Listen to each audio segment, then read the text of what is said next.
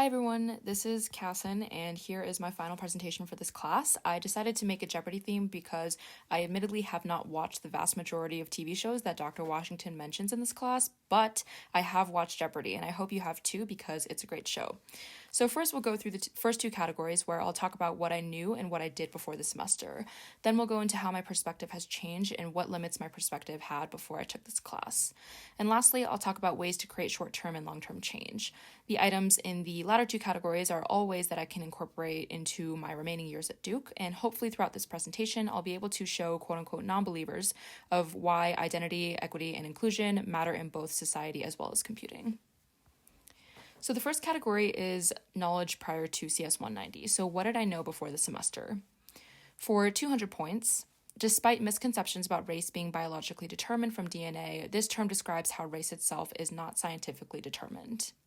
The answer is, what is a social construct? So coming into this class, I knew that race was a social construct. For 400 points, this term is used by many to supposedly prove that they are advocates for racial equality, but actually ignores the disproportionate effects of racial hierarchy in society. And the answer is, what is colorblindness? So I was aware of what colorblindness is and how a lot of people use it to kind of show that they treat all races equally, but this actually ignores the negative effects of such a term. For 600 points, forcing a Sikh individual to remove their turban or cut their hair is an example of this. And the answer is, what is religious discrimination? I had previously known about religious discrimination in America, especially in relation to societal standards of beauty and faith. Additionally, I had previous knowledge about how much of contemporary American culture is related to Christianity and terms that we can find in the Christian Bible.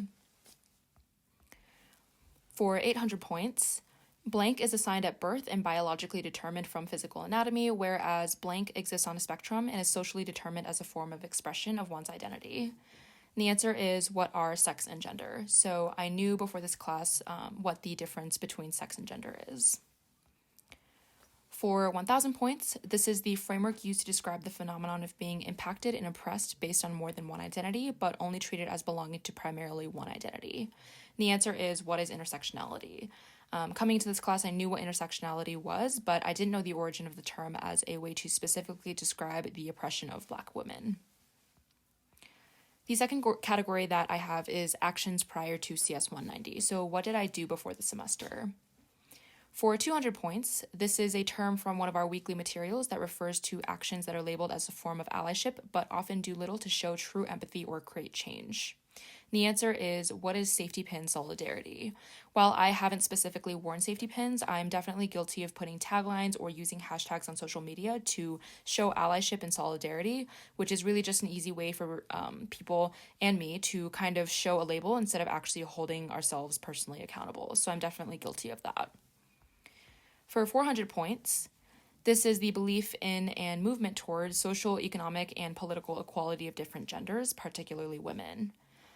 The answer is, what is feminism? Prior to this class, I've done work related to advancing women's rights in Colorado, so I was familiar with feminism. For 600 points, this term collectively references, according to the book Why Are All the Black Kids Sitting Together in the Cafeteria?, the Asian and Pacific Islander populations living in the United States.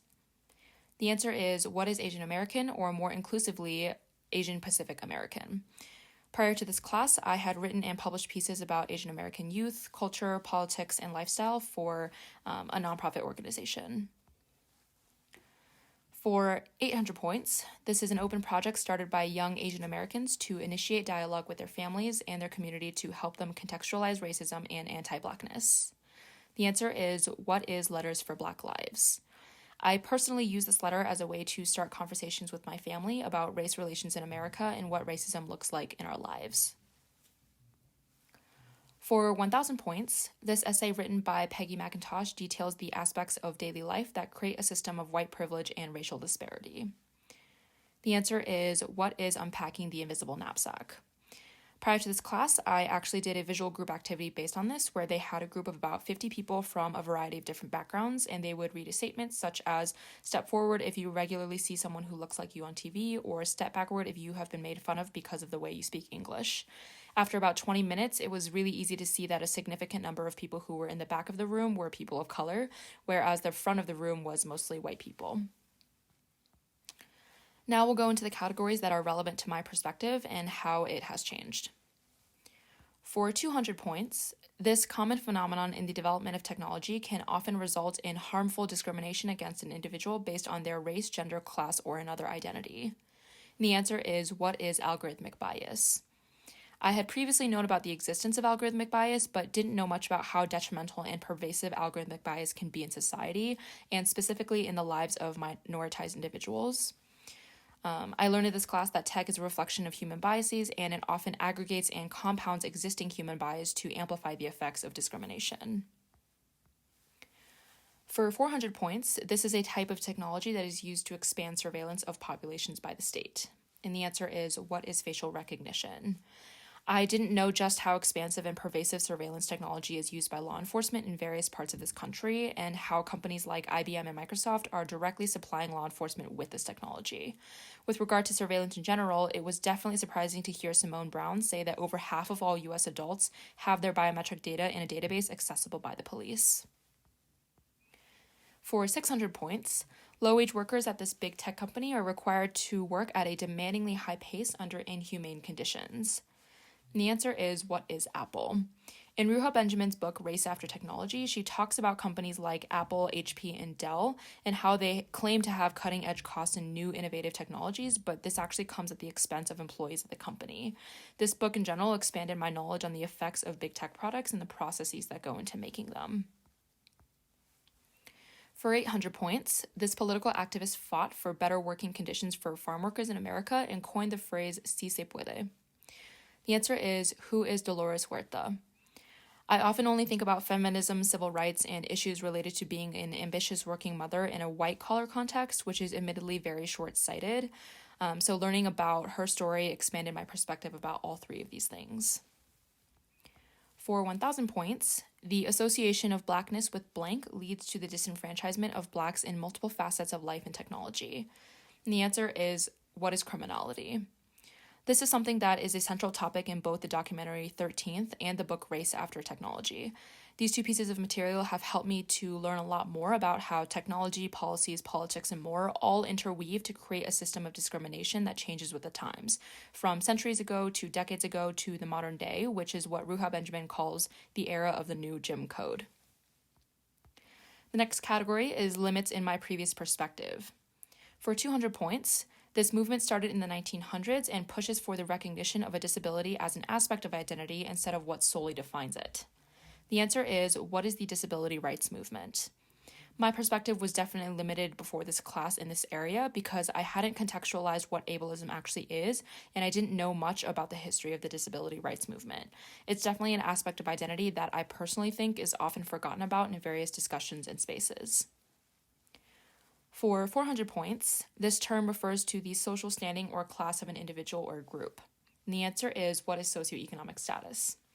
From one of the weekly readings, we learned that Americans with very low socioeconomic status are just as likely to see themselves in the working or middle class as in the lower class, while Americans with very high socioeconomic status view themselves in the upper middle class rather than the upper class. My perspective was limited before regarding class because I mostly only thought about societal issues from the perspective of my own socioeconomic status and not about how the decisions I make or how I communicate with others may not be inclusive of class differences.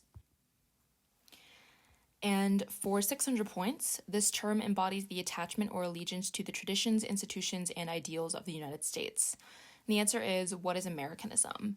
I bring this up because with regard to the material that we reviewed about the fight for LGBT rights in a global context, I admittedly hadn't really thought about LGBT rights outside of the Western world, and most of my perspectives were based on America. So when we think about diversity, equity, and inclusion, it's also important to think about American society, but it's also important to think about the impacts of American policy decisions in a global context, especially as they relate to issues of immigration, capitalism, and global politics. So that's one reason why my perspective was limited before. For 800 points, this term refers to the phenomenon of there being a shortage of scientists and engineers in the U.S., emphasizing the need for more comprehensive innovation and education for the upcoming STEM workforce. The answer is, what is the quiet crisis? This reflects a larger phenomenon that definitely affects my own life, which is that being someone studying in a STEM field, the fact that our careers are quote unquote in demand means that it's all the more important to progress through our careers in a way that's ethical, inclusive, and generally aware of what's going on in society.